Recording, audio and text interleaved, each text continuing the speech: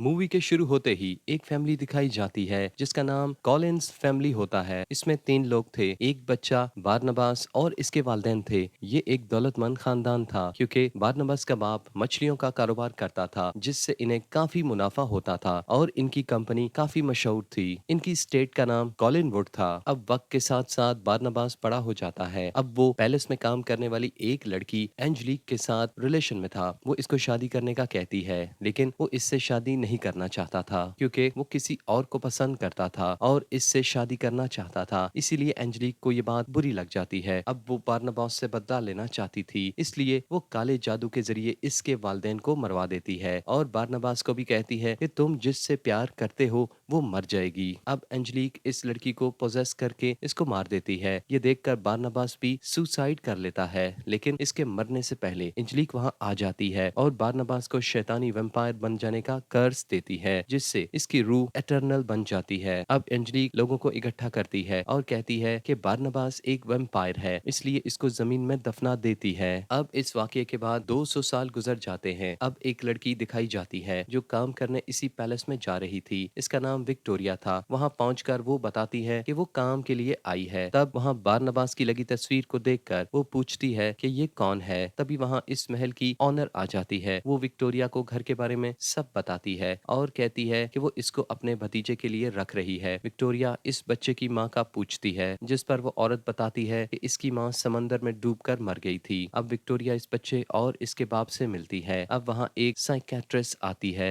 इतने में वो बच्चा चादर करके विक्टोरिया को डराने आता है तो ऑनर इसको बताती है कि ये तुम्हारी नई टीचर है। अब विक्टोरिया अपने कमरे में चली जाती है। जब वो कमरे में जाती है तो वहाँ फिर एक चादर में चीज होती है। अब यहाँ पर एक साउल होती है जो कि इसको कहती है कि वो आ रहा है। विक्टोरिया अब इसका पीछा करती है। अब अगले मंजर में कुछ लोग कंस्ट्रक्शन का काम कर रहे थे। इनको खुदाई के दौरान एक कॉफिन मिलता है। कॉफिन के खुलते ही बारनबास बाहर निकल जाता है। अब वो सब पर हमला करके इनको मार देता है। अब वो एक आदमी से कॉलिन फैमिली का पूछता है, जिस पर इसे पता चलता है कि चार लोग वहाँ रहते हैं। अब वो इस आदमी को अपना गुलाम बना लेता है। अब इसे पता चलता है कि 200 साल गुजर चुके हैं। अब वो कॉलिन फैमिली पहुंचकर एलिजाबेथ की बेटी और नेफ्यू से मिलता है। अब वो दोनों एक दूसरे को इंट्रोड्यूस कराते हैं। अब एलिजाबेथ आ जाती है और बारनबास इसको सब कुछ बता देता है। वो बताता है कि वो वैम्पायर है और वो कभी नहीं मरा। वो पैलेस के कुछ खुफिया खजानों का भी बताता है। इतने खजाने को देखकर एलिजाबेथ हैरान होती है कि इसे क्यों नहीं पता था। अब बारनबास इनके साथ रहने का कहता है, जिस पर एलिजाबेथ मान जाती है। अब वो सबसे मिलता है और कारोबार के बारे में पूछता है, जिस पर इसको पता चलता है कि वो अब खत्म होने वाला है। जिस पर वो कहता है कि मैं सब ठीक कर दूंगा। अब इसकी मुलाकात विक्टोरिया से होती है।